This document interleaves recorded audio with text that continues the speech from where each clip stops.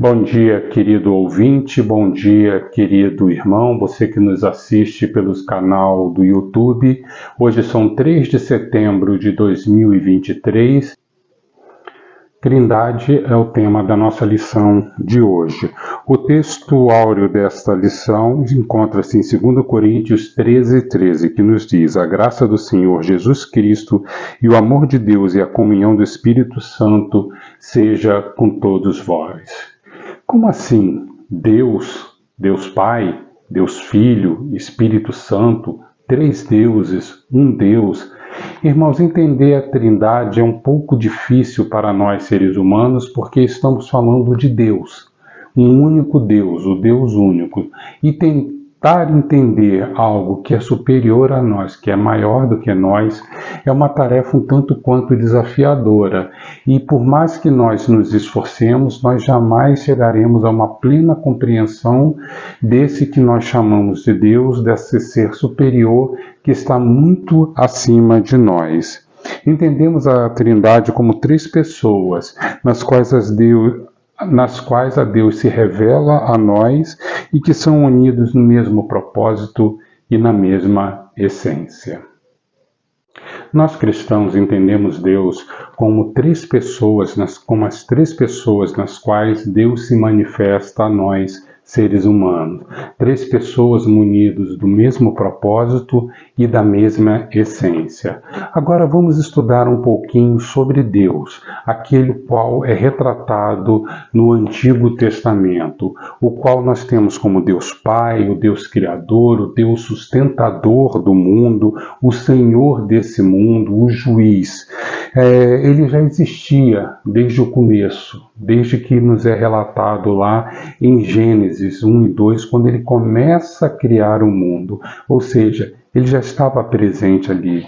Salmos 92 nos diz: antes que os montes nascessem, o que tu formasses a terra e o mundo, mesmo de eternidade a eternidade, tu és Deus. Aliás, esse é um dos atributos de Deus, a eternidade. Só ele tem esse atributo. É o que nós chamamos na teologia de atributo não comunicável. O que é isso?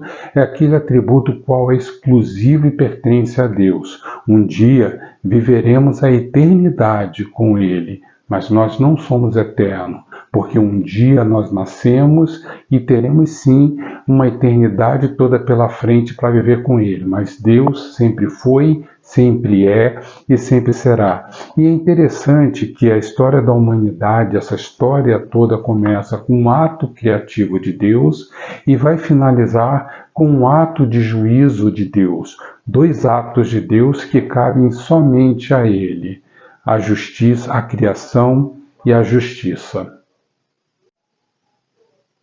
Temos então esse Deus, o eterno, esse Deus que criou e esse Deus que há de julgar, que há de fazer o juízo.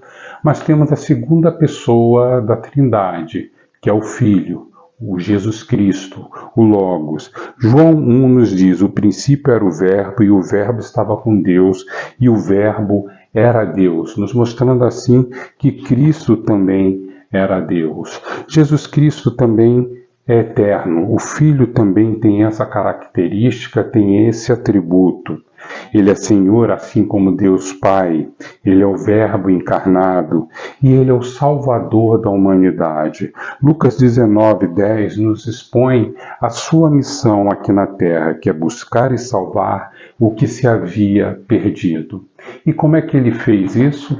Através do sacrifício vicário, o sacrifício da cruz. Vicário é uma palavra sinônimo de substituto. Por que substituto? Porque quem deveria estar ali sendo sacrificado, sendo humilhado e sendo morto, era eu, era você, era nós seres humanos. Mas coube a ele, foi tarefa dele passar por esse sacrifício e por essa missão, para poder resgatar a humanidade de volta a Deus. Nós vemos ali então que se no Antigo Testamento nós temos ali a ênfase dada aos atos de Deus ali junto ao seu povo, junto ao povo de Israel, nós temos agora nos evangelhos a ênfase dada ao Filho, a segunda pessoa da Trindade, aquele que sofreu, aquele que se humilhou para que pudéssemos ter oportunidade de estarmos aqui louvando, adorando e aprendendo desse Deus maravilhoso. Por fim, queridos irmãos, nós temos o terceiro elemento da Trindade, que é o Espírito Santo. Esse foi aquele que se manifestou após a ascensão de Cristo aos céus. Ele é o substituto de Cristo na proclamação do Evangelho. É Ele quem habita em nós, que nos está aqui presente junto conosco, nos ajudando, nos consolando, nos acompanhando nessa tarefa que é de proclamar Jesus Cristo ao mundo, que é proclamar as maravilhas, as bênçãos e que você e que eu e que todos podem ter acesso a Deus. É interessante notarmos que ele começou o seu ministério aqui nesse mundo no evento do Pentecostes. E muitas pessoas gostam de dar ênfase às coisas que aconteceram ali no Pentecostes, o fogo, as línguas, mas temos que entender que a ênfase principal no Pentecostes foi a vinda do Consolador, do Espírito Santo, foi o início do seu ministério, que terminará justamente no juízo de Deus na segunda volta de Cristo, na segunda vinda de Cristo a esse mundo. Assim como nós temos o evento do nascimento de Cristo relatado pelos evangelhos e que a ênfase tem que ser dada ao nascimento do Salvador e não à manjedoura, não à humildade que ali aconteceu, mas sim o fato de que tivemos e temos um Salvador que um dia se tornou ser humano para que pudéssemos ter também essa oportunidade de estarmos juntos de Deus, nós temos agora o Espírito Santo. Então a ênfase ali do Pentecostes, queridos irmãos, é o próprio Espírito, é a sua manifestação na vida ali daqueles primeiros crentes e agora a manifestação dele nas nossas vidas. Nós podemos até abafar a sua manifestação, podemos entristecê-lo, podemos agir por conta da nossa própria vontade, a nossa carne falar mais alto do que o próprio Espírito, mas o fato é que ele está sempre presente em nossas vidas, nos ajudando nessa tarefa de vida, de uma nova vida junto com Deus. Vimos então a primeira pessoa da Trindade, que é Deus, o Eterno, aquele que estava presente no princípio e é aquele do qual o último ato será dele, lá no juízo final. Nós vemos o Filho, que é retratado ali nos Evangelhos, e nós temos a manifestação do Espírito ali no Pentecoste, que é a ênfase dada pela Bíblia. Aliás, podemos fazer assim uma divisão bíblica, o Velho Testamento dando uma ênfase aos atos de Deus, aos atos que Deus se manifestou ali junto ao povo de Israel, o ajudando na sua caminhada, até que viéssemos à manifestação de Jesus Cristo através do seu nascimento, a sua crucificação, para então termos a manifestação do Espírito Santo ali no Pentecostes. E a partir dali a Bíblia dá ênfase justamente à atuação do Espírito Santo na vida dos apóstolos, nas cartas de Paulo, nas epístolas de Pedro e nos demais livros que nós temos ali. No Evangelho de Mateus, nós temos ali um exemplo da manifestação da Trindade, um evento em que estavam os três presentes no batismo de Jesus, a segunda pessoa da Trindade. Ao ser batizado, Deus se manifesta dizendo que é nesse filho que ele se sentia prazer, se comprazia, e logo após o próprio Espírito Santo se manifesta através da presença de uma pomba ali, que acende ali, que voa por ali, se manifestando sobre aquele evento de Jesus sendo batizado. Um ponto interessante que devemos notar, que é fundamental dentro da Trindade, é a unidade. A razão de ser da Trindade é justamente essa. Se lembra que nós falamos 3 pessoas, uma mesma essência, um mesmo propósito. E é assim que eles são. E é assim que nós devemos ser. Isso nos traz o exemplo de como devemos agir, de como devemos nos comportar na igreja. É a comunhão com o nosso irmão. É essa unidade com o nosso irmão. Nós temos o mesmo propósito, que é levar a missão, que é levar o Evangelho, a mensagem de Cristo a todo mundo. Nós temos a mesma essência, somos filhos desse Deus maravilhoso e tivemos o direito de sermos chamados filho a partir do momento que dizemos: eu aceito Jesus Cristo como meu Senhor e Salvação. Então, a Trindade nos mostra isso. 3 pessoas, 3 deuses que se manifestam, mas que são um só Deus. Estiveram presentes, estão presentes na história da humanidade e nos ajudando, nos conduzindo nessa tarefa tão difícil e tão árdua que às vezes que é de proclamar a mensagem de Cristo, que é proclamar e viver, não só proclamar, mas viver também o amor de Cristo em nossas vidas. Por fim, irmão, nós temos aqui algumas perguntas que eu gostaria de trabalhá-las com os irmãos que são nos deixadas aqui pelo autor da lição. A primeira é: por que não é fácil compreender a Trindade? Como eu falei lá no começo do estudo, Deus é um ser superior. Ele é o Criador e eu sou a criação. Eu sou a criatura. Então, para mim, é difícil compreender em sua totalidade o que é esse Deus. Compreender como é que é essa questão de se manifestar em 3 pessoas diferentes. O que eu tenho hoje é o que é revelado pela Bíblia. O que eu tenho hoje é o que me é mostrado por esse Deus. E na sua totalidade eu jamais conseguirei compreender. Então, por isso que não é fácil compreender a Trindade.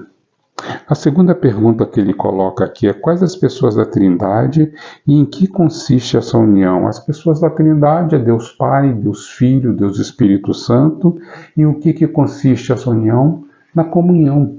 Eles são a mesma pessoa. Apesar de serem pessoas diferentes, podemos dizer que são a mesma pessoa, porque têm o mesmo pensamento, têm o mesmo propósito, têm a mesma essência. Outra pergunta interessante que ele nos coloca aqui, que a Bíblia fala sobre o Criador e sustentador. É o Pai, é aquele que tem a figura paterna, e quando se usa esse termo de Pai, dando muito esse sentido assim, que deveria ser, que talvez nos dias de hoje não seja tão assim, mas no passado era, o Pai é aquele que protege a família, é aquele que protege os filhos, é aquele que protege o lar. E esse é o Deus que nos criou, que nos sustenta, que nos ajuda, que nos protege, né? Então é o que a Bíblia fala. E ele era eterno, ele é eterno, ele estava presente no início do mundo e estará presente também lá no fim. Qual é a ação do Espírito Santo na vida do crente? O Espírito Santo é aquele que se manifestou depois da ascensão de Cristo, ali no Pentecoste. E a função dele é me ajudar, me capacitar, me convencer dos meus erros. Aliás, quando eu saio para fazer um evangelismo, quando eu saio para levar a mensagem de Cristo, quem convence o pecador não sou eu sou somente um instrumento de Deus. Eu sou só um instrumento desse mesmo Espírito Santo. É ele quem convence, é ele quem salva, é ele quem conduz essa pessoa para Jesus Cristo. O que faz o Espírito Santo no reino de Deus é justamente isso que eu acabei de falar. Como entender a unidade, queridos?